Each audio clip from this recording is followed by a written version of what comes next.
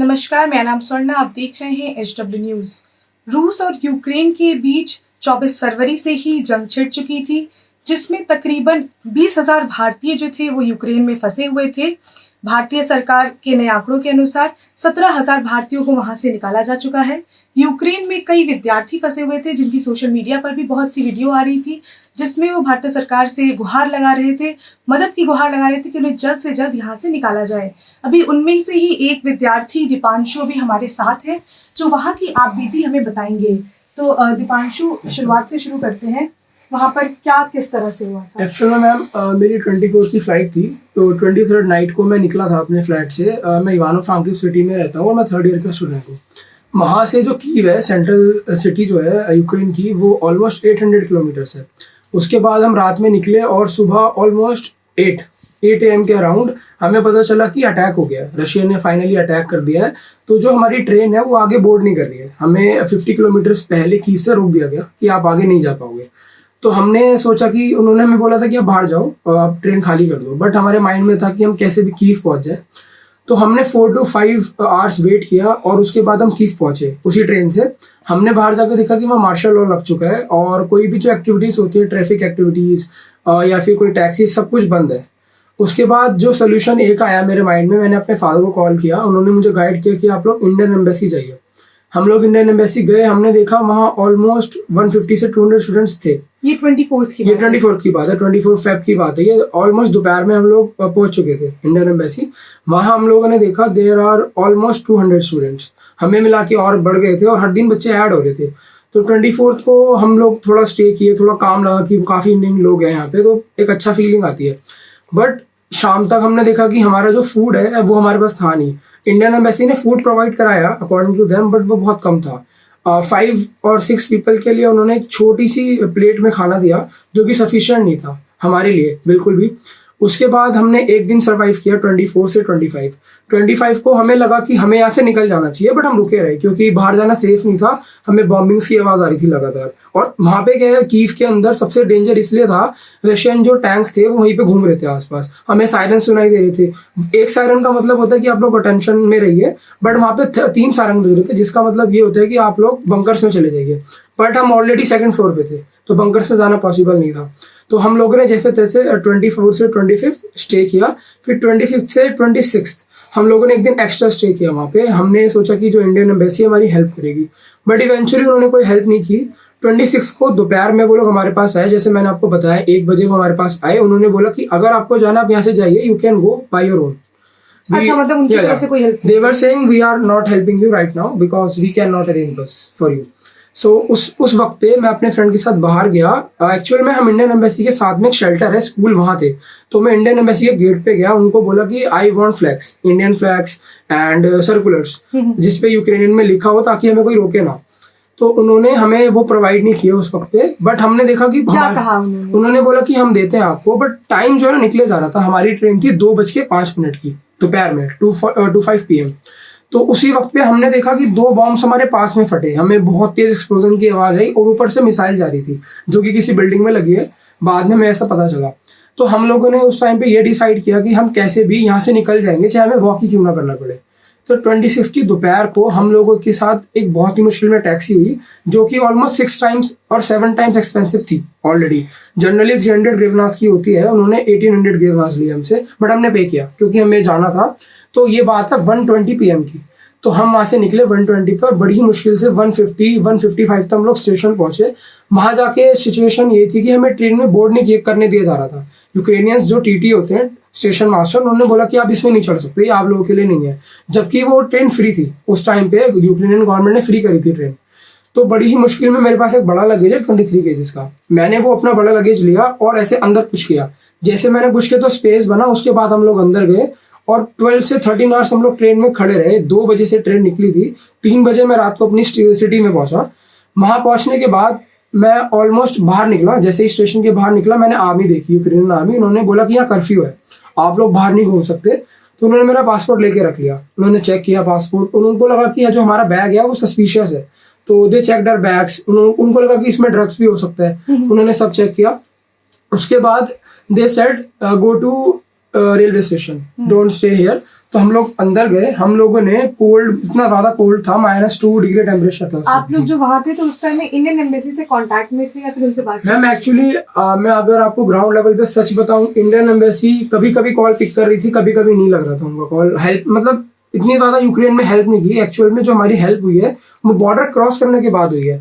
जब हम यूक्रेन में प्रेजेंट थे तो हमने जो किया खुद से किया है। मैंने जितना भी ट्रेवल किया अपने पैसों से किया, खुद से किया है। मुझे किसी ने कोई पैसे नहीं दिए या गवर्नमेंट ने कोई हेल्प नहीं की। इंडिया के अंदर जो एम्बेसी है उन्होंने कोई हेल्प नहीं की। तो जैसे तैसे हम लोग रात को 3 बजे पहुंचे। सुबह हमें बताया गया कि 8 बजे तक आपको यहीं वेट करना है। तो 5 घंटे हम लोग, जी, तो हम फर्श पे बैठे रहे। बहुत ठंड थी वहाँ, वो रात सबसे भारी थी। क्योंकि खाने पीने नो खाने पीने के लिए हम लोग ने स्नैक्स ले रखे थे पहले से ही। तो थोड़े बहुत स्नैक्स थे, वो खाने का भी मन नहीं था क्योंकि ठंड बहुत लग रही थी। सुबह 8 बजे तो हमने देखा कर्फ्यू हट रहा है, तो हमने टैक्सी करी। सबसे पहले अपने फ्लैट पहुंचे, तो जो टैक्सी ड्राइवर था उसको भी काफी पैसे देने पड़े। फिर अपने फ्लैट से हमने एक और टैक्सी की जिसपे हमने इंडिया का फ्लैग लगाया। मेरे पास फोटोज है, मैं आपको शेयर कर दूंगा। हमने इंडिया का फ्लैग लगाया और उस पर लिखा इंडियन स्टूडेंट्स ऑन बोर्ड। तब जाके हम रोमानिया बॉर्डर पहुंचे हैं। वहां पहुंचने के बाद हमें लगा अब तो सब सॉर्टेड है, अब यहाँ आ गए तो यहाँ से भी क्रॉस कर जाएंगे। वहां जाके हमने देखा ऑलमोस्ट देयर आर 4,000 स्टूडेंट्स। तो वहां जाके सिचुएशन बहुत ही ज्यादा खराब थी क्योंकि यूक्रेनियंस हमको निकलने नहीं दे रहे थे। और वहां से बहुत सारी सोशल मीडिया पे वीडियो भी वायरल हो रही थी कि वहां पे बहुत भेदभाव हो रहा है। एक्चुअल में वो रेसिज्म कर रहे थे हम लोगों के साथ। हुआ ये था कि एक मीटिंग हुई यूनाइटेड नेशंस की, जहाँ पे जेलेंस्की जो प्रेसिडेंट है यूक्रेन के, उन्होंने सपोर्ट मांगा सारी कंट्रीज से। तो इंडिया ने किसी को भी सपोर्ट नहीं किया, ना तो रशिया को ना यूक्रेन को, वो न्यूट्रल था। तो जो सोल्जर्स थे वो हमको ये बोल रहे थे कि they didn't support us, why we should support you. तो हमें वहां समझ आ गया कि ये जो गवर्नमेंट का गुस्सा हमारे ऊपर उतार रहे हैं, और सेकेंडली वो हमें प्रोटेक्शन की तरह यूज कर रहे थे। जब तक सारे इंडियन स्टूडेंट्स यूक्रेन में थे, यूक्रेन प्रोटेक्टेड था, उस पर अटैक्स नहीं हो रहे थे। बट जैसे स्टूडेंट्स ने जाना स्टार्ट किया, अटैक्स होना स्टार्ट हो गए। तो उनकी ये कोई स्ट्रैटेजी थी, आई डोंट नो, जो भी है। उसके बाद हम बॉर्डर्स पे खड़े रहे 4 घंटे 5 घंटे। वो लोग बुलेट्स डॉच कर रहे थे एयर में, जो सोल्जर्स थे वो लोग हमें मतलब उनके बहुत हैवी शूज होते हैं, वो हमें मार रहे थे उससे। और उनके पास बहुत बड़ी बड़ी गन्स थी, ऑलमोस्ट 1 मीटर की गन्स थी, वो हमें ऐसे पुश कर रहे थे उससे बहुत ज्यादा। तो हमने जैसे तैसे वो सब सर्वाइव किया। एक मेरे सर हैं जो हमें यहाँ से लेकर गए थे, जिन्होंने एडमिशन कराया था, वो वहीं थे। तो उनकी हेल्प से मैंने बॉर्डर क्रॉस किया, मेरे फ्रेंड्स ने और मैंने। तो उन्होंने हमें आगे शिफ्ट कर दिया। जब मेरी जो फीमेल फ्रेंड थी वो पहले क्रॉस कर चुकी थी, हम 2 लड़के बाद थे। तो जैसे ही हम क्रॉस करने लगे तो उन्होंने 4 बुलेट्स डॉच की, जो कि हमारे कान के पास से निकली। हम डर गए लिटरली। तो हम छटपट आके बस घुस गए क्राउड में ताकि सेफ रहे। फिर हम वहां पहुंचे और वहां 4 घंटे खड़े रहे। वो लास्ट चेक पॉइंट था। उसके बाद हमें एंट्री करने के लिए आगे बढ़ना था। तो वहां से हम जैसे तैसे क्रॉस किए अपना पासपोर्ट दिखा के। तो आगे जाके इमिग्रेशन की क्यू होती है, जहाँ पे यूक्रेन की स्टैंप लगनी थी। वहां हमने 2 घंटे वेट किया। वहां पे लाइंस क्रॉस करने के बाद एक लास्ट चेक पॉइंट था, जिसके बाद रोमानिया का जो फ्लैग है वो ऊपर लगा हुआ था। हम रोमानिया में एंटर हो गए ऑफिशियली।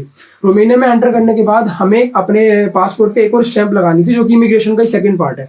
वहां से हमने स्टैंप लगाई और बाय चांस हम लोग जैसे ही वहां से क्रॉस किए, हमने देखा रोमानिया के पीपल बहुत ज्यादा अच्छे हैं। एंटर करते उन्होंने मुझे बैग्स दिए खाने के, जिसमें आपका वाटर था, मिल्क था, ब्रेड्स थे, सब उन्होंने दिया हमें। और उन्होंने चिकन दिया हमें और मेरे को क्लोथ दिया। जी, बहुत अच्छे लोग थे, उन्होंने इतनी हेल्प की हमारी। और मैंने उनसे पूछा भी कि ये सब आप गवर्नमेंट के थ्रू कर रहे हैं, खुद कर रहे हैं? तो उन्होंने कहा कि ये सब अपनी गुडविल से कर रहे हैं वो लोग। मतलब कोई इंडियन गवर्नमेंट से उनका कोई कॉन्टैक्ट नहीं, वो खुद ही कर रहे थे। उनको एक्चुअल में ये था कि हम लोग वॉर जोन से आए हैं, तो वो चाहते थे हम लोगों को जितना काम कर सके करें। उन्होंने हमें बहुत काम किया, हमें जितनी हेल्प कर सकते थे। Even they dance for us, उन्होंने हमारे लिए डांस किया, हमारे साथ गाने गए, वो बहुत ही अच्छे लोग थे। देन उसके बाद हम लोग गए एक पेट्रोल पंप था वहाँ, जहाँ पे इंडियन जहाँ पे इंडियन स्टूडेंट्स बहुत सारे इकट्ठे थे। हमारी एम्बेसी ने बोला था, हमें कोई बंदा मिला, उसने हमें गाइड किया कि आप लोगों को वहां जाना है। तो हम उसके बाद वहां पहुंचे। वहां पहुंचने के बाद हमने देखा वहां पे बहुत सारे ऑलरेडी इंडियंस हैं। और मैम जस्ट तभी की बात है, ऊपर से बर्फ पड़ी बहुत तेज, हमें इतनी ज्यादा ठंड लगी। तो रोमानिया के लोगों ने आके हमें ब्लैंकेट्स दिए, बड़े बड़े ब्लैंकेट्स। तो जैसे तैसे हम लोग बर्फ से बचे। फिर 2 से 3 बजे रात में हमें शेल्टर ले जाया गया। फिर हम रोमानिया के एक शेल्टर में रुके, जो कि बॉर्डर के बहुत ही क्लोज था। ऑलमोस्ट 15 किलोमीटर के पास हम वहां पहुंच गए। हमने रात में बहुत ठंड लगी हमें, बट वहीं स्टे किया। नेक्स्ट डे एक और बस हमें बुचारेस्ट लेके गई। बुचारेस्ट रोमानिया की कैपिटल है। वहां पे एक शेल्टर था, वो लोग वहां लेके गए। तो वहां हमने देखा हमें बेड्स मिले प्रॉपर।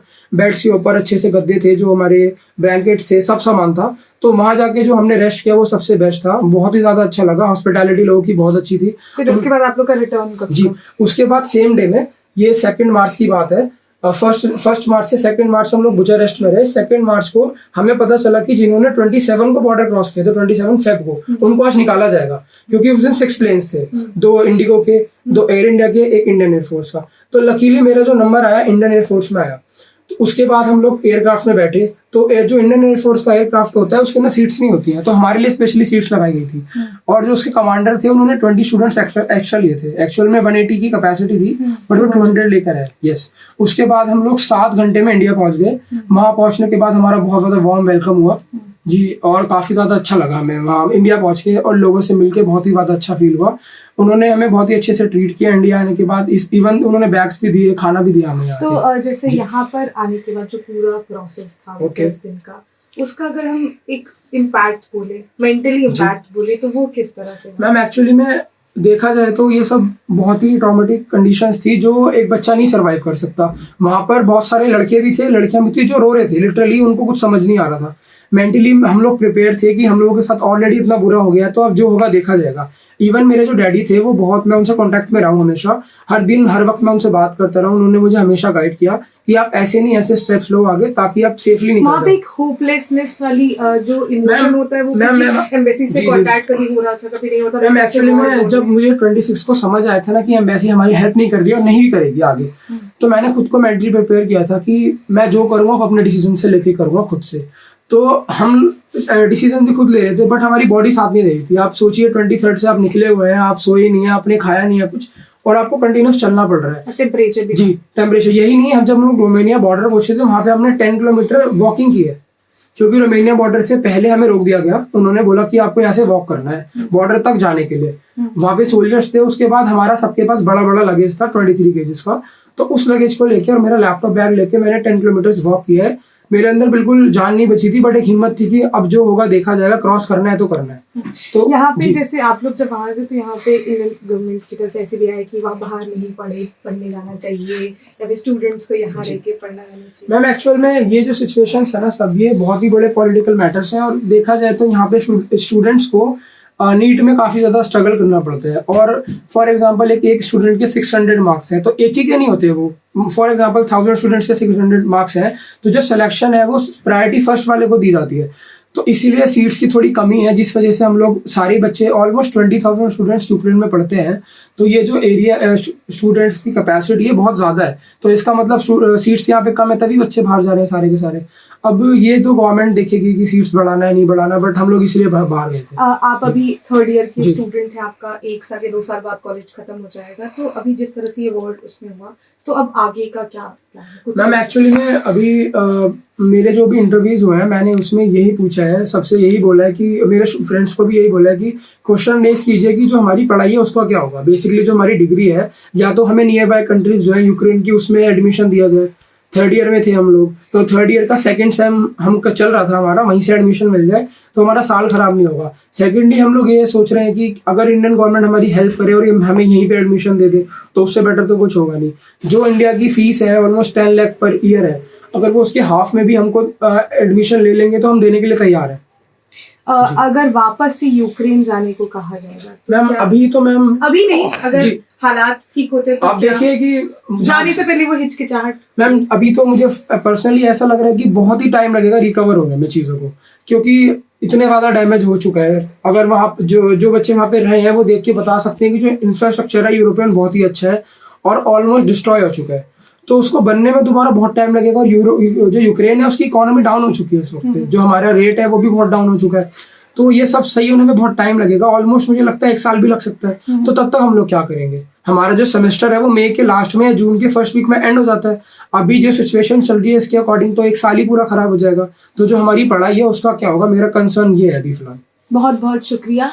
तो ये थे दीपांशु जो यूक्रेन से भारत लौटे थे, जिन्होंने अपनी आपबीती बताया कि किस तरह से यूक्रेन से भारत तक का जो उनका सफर रहा वो कैसा रहा। साथ ही उन्होंने एक सवाल भी पूछा है कि अब ये विद्यार्थी भारत आ चुके हैं, अब अगला क्या? ये लोग 3रे या 4थे साल के स्टूडेंट हैं, तो अब इनकी आगे की पढ़ाई क्या होगी, ये सवाल ये भारत की सरकार से पूछना चाहते हैं। साथ ही साथ ये चाहते हैं कि इसका जल्द से जल्द सोल्यूशन भी निकाला जाए। कैमरा पर्सन रजनीश के साथ मैं स्वर्णा झा, आप देख रहे हैं HW न्यूज। नफरतों का बाजार, सपनों का कारोबार जारी है। अच्छे दिन तो झांकी थे, अमृतकाल अब बाकी है। मन की बात आप तक पहुंचती है, लेकिन आपकी आवाज का क्या? जिन्हें लोकतंत्र का चौथा स्तंभ कहते थे, वे अब सत्ता की गोद में हैं, सत्ता के सामने नतमस्तक हैं। लेकिन अब भी कुछ आवाजें हैं, बेखौफ, बेबाक, जिन पर लोगों को भरोसा है। चेहरा बदला है, तेवर वही है। देखिए मुझे, सतीश शाह को, HW न्यूज़ पर।